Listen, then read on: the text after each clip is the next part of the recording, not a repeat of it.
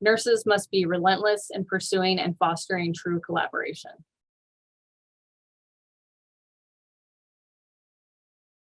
We started working with True Collaboration after we completed the Healthy Work Environment Assessment tool. And we really used our shared governance model to help us facilitate the True Collaboration standard. With COVID hitting, we had a lot of challenges, as many people did during that time. And so it was just to give us kind of a jumping point for how we wanted to kind of take control back. There was a lot of things during COVID that were out of our control, and shared governance is something that nurses do really well. And it was an area for us to work on, and we felt like we could influence it the most.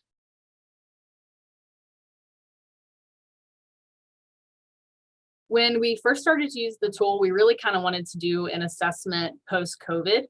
We knew that we had kind of a newer team. We had some addition of travel nurses on the unit, and we wanted to kind of have a forum for our staff to really let us know what they needed. I think a lot of times certain voices can be louder than others, and the Healthy Work Environment Assessment tool really allows people to be heard in an anonymous and emotionally safe way.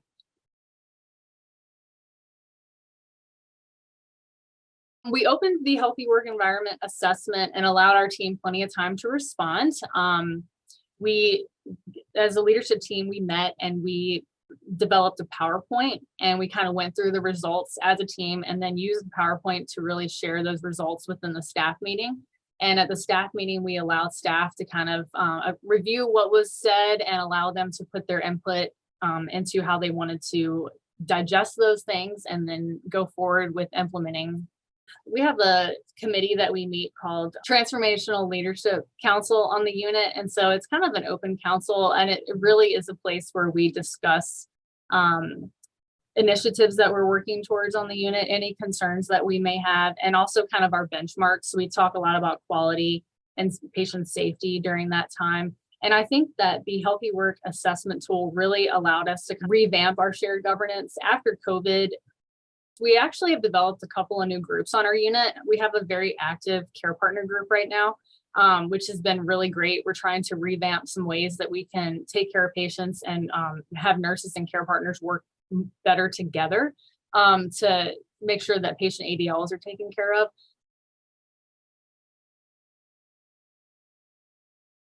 I think the impact of our project has really helped us to kind of revamp our shared governance. It really gave our staff the ability to tell us what they needed in terms of the work environment that we have, the culture on the unit.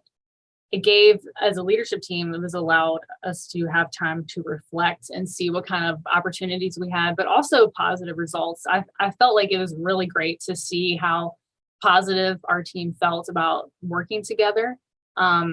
It was very evident that our team cares about patients. They have the ability to speak up when there's clinical concerns. But I think it was really great to see how much ability they had over their work environment, which I think was something that was new.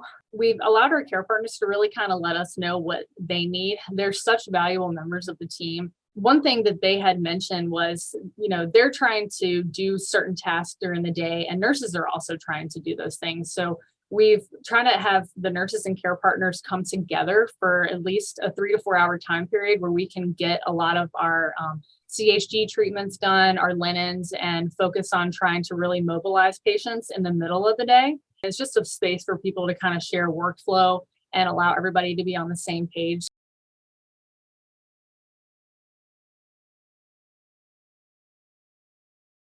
I think the assessment tool itself really kind of creates that buy-in that is needed for people to realize like they have control over their work, that they can influence the work that they do.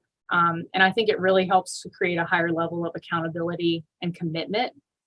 And as someone I'm a peer and also an informal leader on the unit, it doesn't assume what your team needs. It allows them to tell you what they really need. Each of the 6 healthy work environment standards includes a list of critical elements. In this project example of true collaboration, Virginia Commonwealth University Hospital created, used, and evaluated operational structures by rebuilding their shared governance model to ensure the decision-making authority of nurses is acknowledged and incorporated into hospital culture. They also created, used, and evaluated processes that define each team member's accountability for collaboration by creating unit committees that included the perspectives of each member of the team.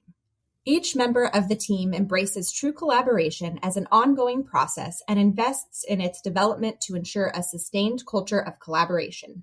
They contribute to achieving common goals by giving power and respect to each person's voice, integrating differences, resolving competing interests, and safeguarding the contributions that each person makes.